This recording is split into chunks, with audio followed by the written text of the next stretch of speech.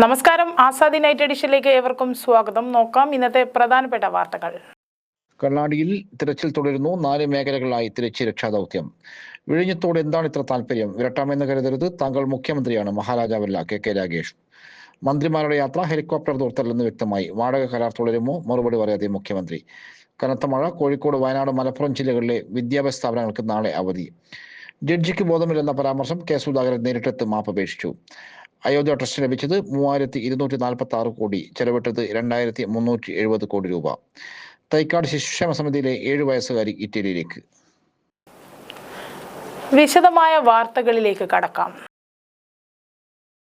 വയനാട് കള്ളാടിയിൽ മണ്ണിടിച്ചിലുണ്ടായ പ്രദേശത്ത് രക്ഷാപ്രവർത്തനം പുരോഗമിക്കുന്നു.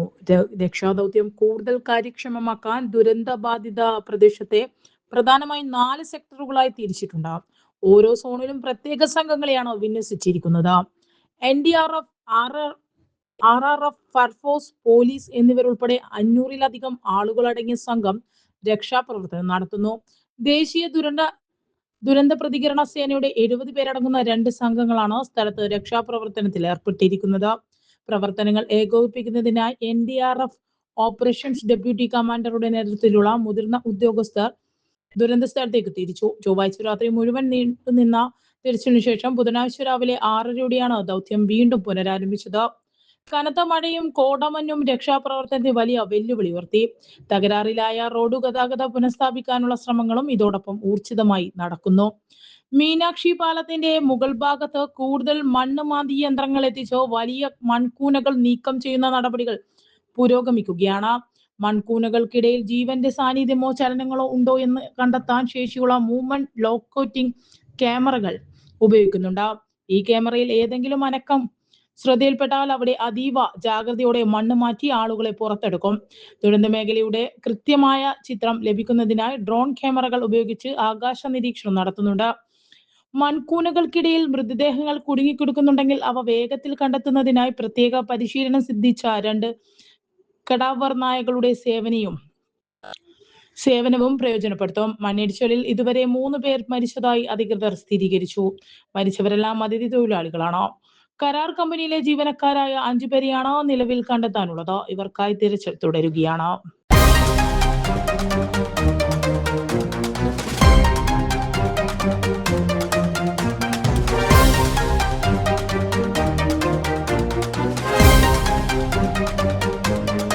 വിഴിഞ്ഞത്തോട് എന്താണ് ഇത്ര താല്പര്യം? വിരട്ടാമെന്ന് കരുതരുത്, താങ്കൾ മുഖ്യമന്ത്രിയാണ്. മഹാരാജാവല്ല.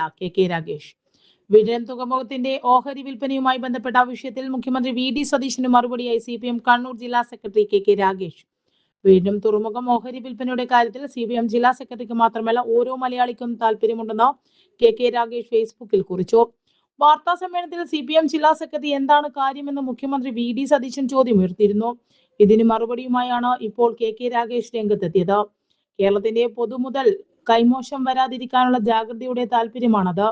ജനാധിപത്യ ബോധ്യത്തിന്റെ താല്പര്യമാണത്. അത് ശബ്ദമുയർത്തി ചോദിക്കുമ്പോൾ ഇത്രമാത്രം അസഹിഷ്ണുത കാണിക്കുന്ന മുഖ്യമന്ത്രിയോട് തിരിച്ചും ചോദ്യങ്ങൾ ഉണ്ടാകും. എന്താണ് വിഴിഞ്ഞത്തോടുള്ള അമിത താല്പര്യം? കെ രാഗേഷ് കുറിച്ചു. ഫേസ്ബുക്ക് പോസ്റ്റിന്റെ പൂർണ്ണരൂപം എന്താ ഇത്ര ഇൻട്രസ്റ്റ്? തീർച്ചയായും താല്പര്യമുണ്ട്. ബഹുമാന്യനായ മുഖ്യമന്ത്രി, CPMന്റെ കണ്ണൂർ ജില്ലാ സെക്രട്ടറിക്ക് മാത്രമല്ല കേരളത്തിലെ ഓരോ പൗരനും ആ താല്പര്യമുണ്ട്. കേരളത്തിന്റെ പൊതുമുതൽ കൈമോശം വരാതിരിക്കാനുള്ള ജാഗ്രതയുടെ താല്പര്യമാണത്. ജനാധിപത്യത്തിന്റെ താല്പര്യമാണത്. അത് ശബ്ദമുയർത്തി ചോദിക്കുമ്പോൾ ഇത്രമാത്രം അസഹിഷ്ണുത കാണിക്കുന്ന താങ്കളോട് ഒരു ചോദ്യം ആവർത്തിക്കട്ടെ. എന്താണ് വിഴിഞ്ഞത്തോടുള്ള അമിത താല്പര്യം? പത്രസമ്മേളനത്തിൽ ചോദ്യം ചോദിക്കുന്ന അപൂർവം ചില മാധ്യമങ്ങളെ വിരട്ടുകയും പരിഹസിക്കുകയും ചെയ്യുന്നത് താങ്കളുടെ ശൈലിയായി മാറിയിട്ടുണ്ട്. പൊതുപ്രവർത്തകരാകെ അത്തരത്തിൽ വിരട്ടി നിർത്താമെന്ന് കരുതരുത്. താങ്കൾ കേരളത്തിലെ മുഖ്യമന്ത്രിയാണ്. മഹാരാജാവല്ല. ഓഹരി കൈമാറ്റത്തിൽ കരാർ ലംഘനം നടത്തിക്കൊണ്ട് സർക്കാരിന്റെ മുൻകൂർ അനുമതിയില്ലാതെ ഓഹരി വിൽപ്പനയുമായി മുന്നോട്ട് പോകാൻ എവിടെ നിന്നാണ് അദാനിക്ക് ധൈര്യം കിട്ടിയത്? അദാനിയുടെ പ്രസ് റിലീസ് കണ്ടാണ് കച്ചവടത്തിന്റെ കാര്യം അറിയുന്നത് എന്നും പറയുവാൻ മുഖ്യമന്ത്രി എന്ന നിലയിൽ താങ്കൾക്ക് ലജ്ജയില്ലേ? അതുകൊണ്ട് തന്നെ ഭാവി കേരളത്തിന്റെ പ്രതീക്ഷയെ, കേരളത്തിന്റെ സ്വപ്ന പദ്ധതിയെ കോർപ്പറേറ്റുകൾക്ക് അടിയറവ് വെക്കുന്നതിനെതിരെ ഇനിയും ചോദ്യങ്ങൾ ഉയരുക തന്നെ ചെയ്യും. രാഗേഷ് കുറിച്ചു.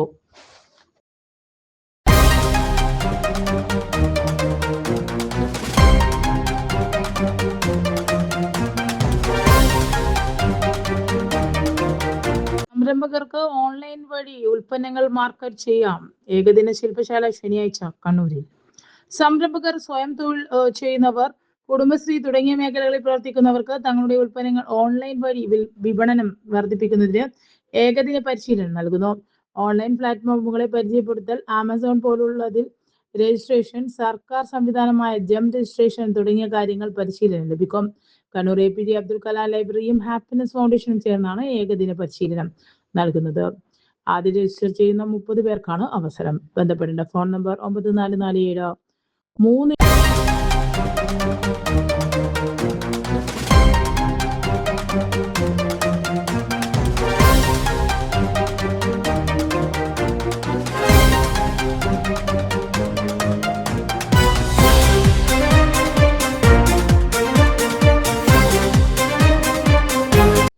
വയനാട് ദുരന്ത ബാധിത മേഖലയിൽ സ്വതന്ത്രമായി DYFI യൂത്ത് ബ്രിഗേഡ്. ദുരന്തം സംഭവിച്ച നിമിഷം മുതൽ പ്രദേശത്ത് തിരച്ചിൽ നടത്തുന്നതിനും രക്ഷാപ്രവർത്തനങ്ങൾക്കും DYFI യൂത്ത് ബ്രിഗേഡ് അംഗങ്ങൾ സജീവമായി രംഗത്തുണ്ട്. DYFI ജില്ലാ സെക്രട്ടറി ഫ്രാൻസിസ് അടക്കമുള്ളവർ ഈ ബ്രിഗേഡ് പ്രവർത്തനങ്ങൾക്ക് നേതൃത്വം നൽകി ഒപ്പമുണ്ട്. ഒരു വലിയ ദുരന്തമുഖത്ത് എല്ലാവരെയും കൂട്ടിയോജിപ്പിച്ചും ഏകോപിപ്പിച്ചും പ്രവർത്തനങ്ങൾ മുന്നോട്ട് നയിക്കേണ്ട മന്ത്രിമാർ തന്നെയാണ് ഇപ്പോൾ പരസ്പരം പഴിചാരുന്നതെന്ന് സ്ഥലം സന്ദർശിച്ച സംസ്ഥാന സെക്രട്ടറി VK സനോജ് പറഞ്ഞു. തങ്ങളുടെ വീഴ്ചകൾ മറച്ചുവെക്കാൻ മന്ത്രിമാർ പ്രാധാന്യം നൽകുന്ന ദൗർഭാഗ്യകരമായ കാഴ്ചകൾക്കാണ് കേരളം സാക്ഷ്യം വഹിക്കുന്നത്. മന്ത്രിമാരെ ഒടുവിൽ സെക്രട്ടറിക്ക് തന്നെ തിരുത്തേണ്ടി വരുന്ന അവസ്ഥ വരെ എത്തി. എല്ലാ അഭിപ്രായ വ്യത്യാസങ്ങളും മാറ്റിവെച്ച് ദുരന്തബാധിതർക്ക് കാവലായി ഒരുമിച്ച് നിൽക്കേണ്ട സന്ദർഭമാണിത്. അക്കാര്യത്തിൽ DYFIയുടെ ഭാഗത്തു നിന്നും എല്ലാവിധ പിന്തുണയും ഉണ്ടാകുമെന്ന് സനോജ് പറഞ്ഞു.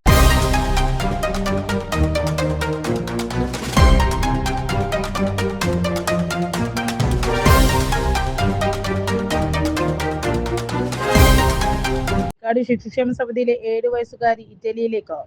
തൈക്കാട് ശിശുക്ഷേമ സമിതിയിലെ 7 വയസ്സുകാരി ഇറ്റലിയിലേക്ക് യാത്രയായി. ഇറ്റലിയിലെ ചരിത്ര നഗരമായ ലൂക്ക സ്വദേശികളായ യാക്കോപ്പോ റൂസോയും സാറ ജോർജിയുമാണ് കുട്ടിയെ ദത്തെടുത്തത്. കഴിഞ്ഞ ദിവസം ബംഗളൂരുവിലേക്ക് തിരിച്ച മൂവരും അവിടെ നിന്ന് ഇറ്റലിയിലേക്ക് പോകും. മോളെ നന്നായി പഠിക്കണം, എവിടെയായാലും ഞങ്ങളെ മറക്കരുത്. കുട്ടിയെ ആയമാർ നിറകണ്ണുകളുടെ യാത്രയാക്കി. 2018 ഫെബ്രുവരിയിലാണ് 15 ദിവസം മാത്രം പ്രായമായ കുരുന്നിനെ ഉപേക്ഷിക്കപ്പെട്ട നിലയിൽ കണ്ടെത്തിയത്. മാതാപിതാക്കളെ നഷ്ടപ്പെട്ട് ബന്ധുക്കൾ കൈവിട്ട് തിരുവനന്തപുരം ചൈൽഡ് വെൽഫെയർ കമ്മിറ്റിയിലെത്തിയ കുട്ടിയുടെ സംരക്ഷണത്തിന് സംസ്ഥാന ശിശുക്ഷേമ സമിതിയെ ചുമതലപ്പെടുത്തുകയായിരുന്നു. കുട്ടിക്ക് ബന്ധുക്കൾ ഉണ്ടായിരുന്നതിൽ ദത്ത് നൽകുന്നതിന് നിയമ തടസ്സങ്ങൾ നേരിട്ടിരുന്നു. ഒടുവിൽ സമിതി ഇടപെട്ട് നടത്തിയ നിയമ പോരാട്ടത്തിലാണ് ദത്ത് നൽകാനുള്ള വഴിയൊരുക്കിയത്. കളക്ടർ അനുകുമാരിയുടെ സാന്നിധ്യത്തിലാണ് കുട്ടിയെ ഇറ്റാലിയൻ ദമ്പതികൾ ഏറ്റുവാങ്ങിയത്. കുട്ടിയുടെ കുട്ടിക്കാലം മുതലുള്ള ഫോട്ടോകളും ആൽബം സമിതി ജനറൽ സെക്രട്ടറി GL അരുൺഗോപി കൈമാറി. ദേശീയ വായനാ സന്ദേശം. ജില്ലാതല ക്വിസ് മത്സരം 11-ന്. പൊതുവിദ്യാഭ്യാസ വകുപ്പും ഇൻഫർമേഷൻ പബ്ലിക് റിലേഷൻ വകുപ്പും ചേർന്ന PN പണിക്കർ ഫൗണ്ടേഷന്റെ ആഭിമുഖ്യത്തിൽ ദേശീയ വായനാ സന്ദേശത്തിന്റെ ഭാഗമായി ജില്ലാതല ക്വിസ് മത്സരം സംഘടിപ്പിക്കുന്നു. ജൂലൈ 11-ന് കണ്ണൂർ ഗവൺമെന്റ് TTA ഫോർ മെന്നിലാണ് മത്സരം. TO മോഹനൻ MLA ഉദ്ഘാടനം ചെയ്യും. K ജോൺ അധ്യക്ഷത വഹിക്കും. ജില്ലാ information officer Abdul Kareem CP മുഖ്യ അതിഥിയാകും. സാക്ഷരതാ മിഷൻ ജില്ലാ കോർഡിനേറ്റർ ഷാജു ജോൺ വായനാ സന്ദേശം നൽകും.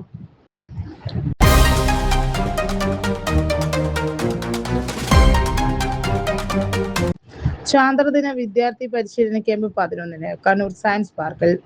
ജൂലൈ 21 ചാന്ദ്രദിനാചരണത്തിന്റെ ഭാഗമായി ഹൈസ്കൂൾ വിദ്യാർത്ഥികൾക്കായി ഏകദിന പരിശീലന ക്ലാസ് സംഘടിപ്പിക്കുന്നു. പരിശീലനം ലഭിച്ച വിദ്യാർത്ഥികൾ ചാന്ദ്രദിനത്തിൽ അവരുടെ വിദ്യാലയങ്ങളിൽ കുട്ടി അധ്യാപകരുമായി ജൂലൈ 21-ന് ചാന്ദ്ര വിജയം ക്ലാസ് എടുക്കും. ജില്ലാ പഞ്ചായത്ത് സയൻസ് പാർക്കിന്റെയും കേരള ശാസ്ത്ര സാഹിത്യ പരിഷത്ത് കണ്ണൂർ ജില്ലാ ശാസ്ത്രബോധ സമിതിയുടെയും സംയുക്ത ആഭിമുഖ്യത്തിലാണ് കുട്ടി അധ്യാപിക പരിശീലനം നടക്കുന്നത്. ജൂലൈ 11-ന് രാവിലെ 9:30 മുതൽ ഉച്ച 12 വരെ കണ്ണൂർ സയൻസ് പാർക്കിലാണ് പരിശീലനം. പരിശീലന പരിപാടി ജില്ലാ പഞ്ചായത്ത് പ്രസിഡന്റ് അഡ്വക്കേറ്റ് ബിനോയ് കുര്യൻ ഉദ്ഘാടനം ചെയ്യും. ചാന്ദ്രദിനവുമായി ബന്ധപ്പെട്ട് വിദ്യാർത്ഥികൾ നിർബന്ധമായും അറിഞ്ഞിരിക്കേണ്ട ബഹിരാകാശ ഗവേഷണങ്ങൾ, ഏറ്റവും പുതിയ ആനുകാലിക ബഹിരാകാശ വാർത്തകൾ എന്നിവ ഉൾപ്പെടുത്തി തയ്യാറാക്കിയ പ്രത്യേക പ്രസന്റേഷൻ വഴിയാണ് ക്ലാസുകൾ നയിക്കുന്നത്. ശാസ്ത്രബോധമുള്ള പുതിയ തലമുറയെ വാർത്തെടുക്കാനും ബഹിരാകാശ രംഗത്തെ പുതിയ അറിവുകൾ കുട്ടികളിലേക്ക് നേരിട്ടെത്തിക്കാനും ലക്ഷ്യമിട്ടാണ് പരിപാടി സംഘടിപ്പിച്ചിരിക്കുന്നത്.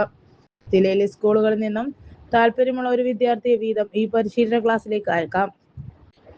കൂടുതൽ വിവരങ്ങൾക്ക് സ്കൂൾ അധികൃതരുമായോ ശാസ്ത്ര സാഹിത്യ പരിഷത്ത് ഭാരവാഹികളുമായോ ബന്ധപ്പെടേണ്ട ഫോൺ നമ്പർ 9446938821. 9961354678.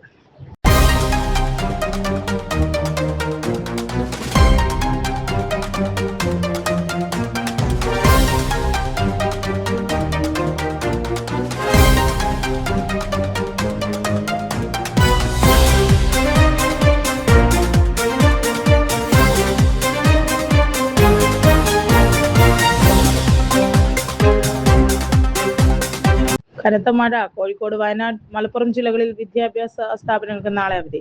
സംസ്ഥാനത്ത് കനത്ത മഴ തുടരുന്ന സാഹചര്യത്തിൽ നാളെ 3 ജില്ലകളിലെ വിദ്യാഭ്യാസ സ്ഥാപനങ്ങൾക്ക് അവധി പ്രഖ്യാപിച്ചു. കോഴിക്കോട്, വയനാട്, മലപ്പുറം ജില്ലകളിലെ വിദ്യാഭ്യാസ സ്ഥാപനങ്ങൾക്കാണ് അവധി. കേന്ദ്ര കാലാവസ്ഥാ വകുപ്പ് 2 ജില്ലകളിലും റെഡ് അലർട്ട് പ്രഖ്യാപിച്ച സാഹചര്യത്തിലാണ് തീരുമാനം. അതിതീവ്ര മഴയ്ക്ക് സാധ്യതയുണ്ട്. പലയിടത്തും വെള്ളക്കെട്ടും രൂപപ്പെട്ടതായി റിപ്പോർട്ടുണ്ട്. മലപ്പുറം ജില്ലയിലും നിലവിൽ റെഡ് അലർട്ട് ആണ്. വയനാട് ജില്ലയിലെ അംഗനവാടികൾ, മതപഠന ക്ലാസുകൾ, ട്യൂഷൻ സെന്ററുകൾ, സ്പെഷ്യൽ ക്ലാസുകൾ, പ്രൊഫഷണൽ കോളേജുകൾ ഉൾപ്പെടെയുള്ള എല്ലാ വിദ്യാഭ്യാസ സ്ഥാപനങ്ങൾക്കുമാണ് നാളെ അവധി പ്രഖ്യാപിച്ചത്. റെസിഡൻഷ്യൽ സ്കൂളുകൾക്കും റെസിഡൻഷ്യൽ കോളേജുകൾക്കും അവധി ബാധകമല്ല. കോഴിക്കോട് ജില്ലയിൽ അടുത്ത ദിവസങ്ങളിലും ശക്തമായ കാറ്റും മഴയും ഉണ്ടാകുമെന്ന മുന്നറിയിപ്പിനെ തുടർന്നും അപകടങ്ങളും ദുരിതങ്ങളും ഒഴിവാക്കാനായാണ് അവധി പ്രഖ്യാപിക്കുന്നതെന്ന് ജില്ലാ കളക്ടർ അറിയിച്ചു. ജില്ലയിലെ സ്കൂളുകൾ, മദ്രസകൾ, ട്യൂഷൻ സെന്ററുകൾ, പ്രൊഫഷണൽ കോളേജുകൾ ഉൾപ്പെടെയുള്ള എല്ലാ വിദ്യാഭ്യാസ സ്ഥാപനങ്ങളും നാളെ അവധിയായിരിക്കും. യൂണിവേഴ്സിറ്റി പരീക്ഷകൾ, PSC പരീക്ഷകൾ എന്നിവ മുൻകൂട്ടി നിശ്ചയിച്ച പ്രകാരം മാറ്റമില്ലാതെ നടക്കും. ജില്ലയിലെ അംഗനവാടികൾക്കും ഈ അവധി ബാധകമാണ്. അതിതീവ്ര മഴ അപകടങ്ങൾ സൃഷ്ടിക്കും. കുറഞ്ഞ സമയം കൊണ്ട് വലിയ മഴയുണ്ടാകുന്ന പ്രവണതയാണ് പ്രതീക്ഷിക്കുന്നത്. ഇത് മലവെള്ളപ്പാച്ചിലും മിന്നൽ പ്രളയങ്ങളും സൃഷ്ടിച്ചേക്കാം. നഗരപ്രദേശങ്ങളിലും പൊതുവെ താഴ്ന്ന പ്രദേശങ്ങളിലും വെള്ളക്കെട്ട് രൂപപ്പെടുന്നതിനും സാധ്യതയുണ്ട്. മഴ തുടരുന്ന സാഹചര്യവും മണ്ണിടിച്ചിലും ഉരുൾപൊട്ടലും സൃഷ്ടിച്ചേക്കാം. പൊതുജനങ്ങൾക്കും സർക്കാർ സംവിധാനങ്ങളും അതീവ ജാഗ്രത പാലിക്കണമെന്നും കേന്ദ്ര കാലാവസ്ഥാ വകുപ്പ് മുന്നറിയിപ്പ് നൽകി.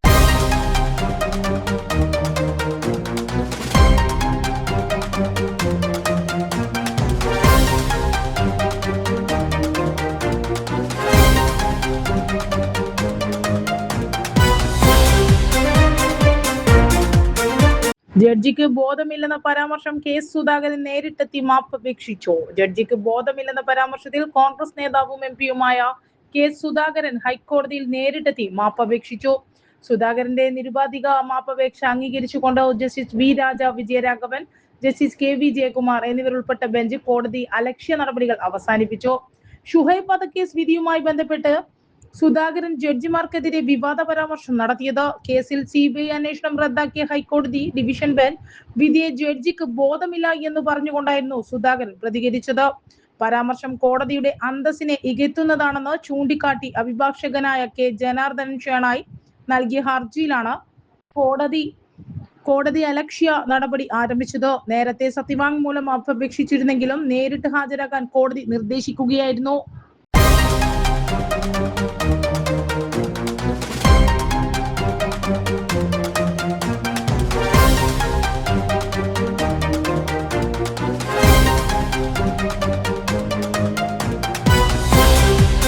നൃത്ത മത്സരം 3-ാം ക്ലസ്റ്ററിന് അപേക്ഷിക്കാം. Happiness foundation, APJ Abdul Kalam ലൈബ്രറിയും സംഘടിപ്പിക്കുന്ന ഡാൻസ് ഫെസ്റ്റിവൽ 3-ാം ക്ലസ്റ്ററിലേക്ക് അപേക്ഷ ക്ഷണിച്ചു. ജൂലൈ 3-ാം വാരമാണ് മത്സരം. ആദ്യം രജിസ്റ്റർ ചെയ്യുന്ന 40 ടീമുകൾക്കാണ് അവസരം. നൃത്ത മത്സരത്തിൽ 10, 15, 16, 25, 25-ന് മുകളിൽ പ്രായം എന്നിങ്ങനെ കാറ്റഗറിയിലാണ് മത്സരം. സിംഗിൾ ഇനത്തിൽ ഭരതനാട്യം, മോഹിനിയാട്ടം, കേരള നടനം, നാടോടി നൃത്തം, കുച്ചിപ്പുടി, സിനിമാറ്റിക് ഡാൻസ് എന്നിവയിലും ഗ്രൂപ്പ് ഇനത്തിൽ സംഘനൃത്തം, തിരുവാതിര, ഒപ്പന, കൈകൊട്ടിക്കളി, നാടൻപാട്ട്, ഗാനസദസ്, കോൽക്കളി, സിനിമാറ്റിക് ഡാൻസ് എന്നിവയിലുമാണ് മത്സരം. 2 ലക്ഷത്തോളം രൂപയുടെ സമ്മാനങ്ങൾ വിവിധ വിഭാഗങ്ങളിൽ നൽകും. കരോക്കെ ഗാനാലാപനവും നടക്കും. സിംഗിൾ ഇനത്തിലും ഗ്രൂപ്പ് ഇനത്തിലും മത്സരമുണ്ടാകും. പങ്കെടുക്കാൻ ആഗ്രഹിക്കുന്നവർ 9447 236 9446 47 എന്നീ നമ്പറുകളിൽ രജിസ്റ്റർ ചെയ്യാവുന്നതാണ്. കണ്ണൂർ കാൾടെക്സ് വലിയോളപ്പുകാവ് റോഡിലെ ലൈബ്രറിയിലും പേര് രജിസ്റ്റർ ചെയ്യാവുന്നതാണ്.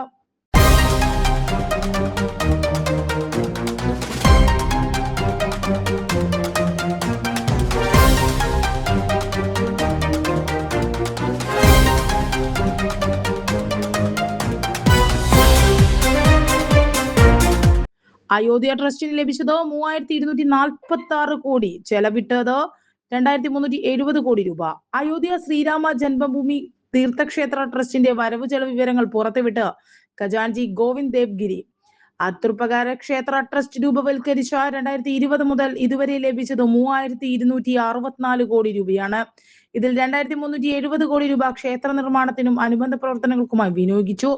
സംഭാവനയായി ലഭിച്ച സ്വർണം ഉൾപ്പെടെയുള്ള 30 കിലോഗ്രാം വസ്തുക്കളും വെള്ളിയിൽ ഉൾപ്പെടെയുള്ള 1518 സാധനങ്ങളും വിലപിടിപ്പുള്ള മറ്റു സംഭാവനകളും ട്രസ്റ്റിന്റെ കൈവശമുണ്ടെന്ന് ഖജാൻജി ഗോവിന്ദ് ദേവ്ഗിരി പറഞ്ഞു. 2926 അമൂല്യ വസ്തുക്കൾ സുരക്ഷിതമാണ്. അവയുടെ രേഖ ട്രസ്റ്റിന്റെ കൈവശമുണ്ട്. 2024 മാർച്ച് 31 വരെ 16 കിലോഗ്രാം, 2024-25 കാലത്ത് 10.445 കിലോഗ്രാം, 2025-26 കാലത്ത് 5.5 കിലോഗ്രാം എന്നിങ്ങനെയാണ്. മാർച്ച് 2026 31 വരെ 32.259 കിലോഗ്രാം സ്വർണമാണ് ലഭിച്ചത്. ശുദ്ധീകരിച്ച ശേഷമുള്ള 849 കിലോഗ്രാം വരെയുള്ള വെള്ളി ഉൾപ്പെടെ 1518 കിലോഗ്രാം വെള്ളി സാധനങ്ങളും ക്ഷേത്രത്തിലുണ്ട്. അദ്ദേഹം പറഞ്ഞു. അതിനിടെ ക്ഷേത്രത്തിൽ വിവിധ പരിപാടികൾക്കായി ചെലവിട്ട 124 കോടി രൂപയുടെ കണക്ക് പരിശോധനയും പ്രത്യേക അന്വേഷണ സംഘം തുടങ്ങി. 2024 ജനുവരിയിലെ പ്രതിഷ്ഠ ചടങ്ങ്, മഹാകുംഭമേളയ്ക്കായുള്ള ഒരുക്കം, 2025 കൊടിയേറ്റ് പരിപാടി എന്നിങ്ങനെ ചെലവഴിച്ച തുകയാണ് പരിശോധിക്കുന്നത്. ജൂൺ 5 വരെയുള്ള CCTV ദൃശ്യങ്ങളിൽ ഇവ വ്യക്തമാണെന്ന് അഡീഷണൽ ചീഫ് സെക്രട്ടറി സഞ്ജീവ് പ്രസാദിന് SIT കൈമാറിയ റിപ്പോർട്ടിൽ പറയുന്നു. അറസ്റ്റിലായ 8 പേരിൽ 6 പ്രതികൾ ചേർന്നാണ് ഇതെല്ലാം നടത്തിയത്. അതിനിടെ പ്രതികളായ അനുകൽപ് മിശ്ര, ലവ്കുഷ് മിശ്ര, രാംശങ്കർ യാദവ്, കരുണേഷ് പാണ്ഡെ, മനീഷ് യാദവ് എന്നിവരെ നാർക്കോ അനാലിസിസിനും പോളിഗ്രാഫ് ടെസ്റ്റിനും വിധേയരാക്കിയേക്കും. ഇതിലൂടെ പ്രതികളുടെ മൊഴിയിലെ വൈരുദ്ധ്യത്തിന്റെ പേരുൾപ്പെടെ കണ്ടെത്താനാവുമെന്ന പ്രതീക്ഷയിലാണ് പോലീസ്. റായി മിശ്രയുടെ ട്രസ്റ്റ് അംഗത്വവും ഒഴിഞ്ഞു. ജനറൽ സെക്രട്ടറി ചമ്പത് റായ്, ട്രസ്റ്റിൻ അനിൽ മിശ്ര എന്നിവർ പദവികൾ ഒഴിഞ്ഞതായി ട്രസ്റ്റ് ഔദ്യോഗികമായി സ്ഥിരീകരിച്ചു. ഇരുവരും രാജിവെച്ച ശേഷവും അംഗങ്ങളായി തുടരുന്നുണ്ടെന്ന പ്രചാരണങ്ങൾ ട്രസ്റ്റ് തള്ളി. പ്രത്യേക ക്ഷണിതാക്കളുടെ പട്ടികയിൽ നിന്നും ഗോപാൽ നഗരക്കട്ടെ ഒഴിവാക്കാനും തീരുമാനിച്ചു. അതിനിടെ സംഭാവന കൊള്ളക്കേസ് പ്രതികളായ അനുകൽപ് മിശ്ര, ലവ്കുഷ് മിശ്ര, കരുണേഷ് പാണ്ഡെ എന്നിവരെ അയോധ്യയിലെ കോടതി 1 ദിവസത്തേക്ക് റിമാൻഡ് ചെയ്തു.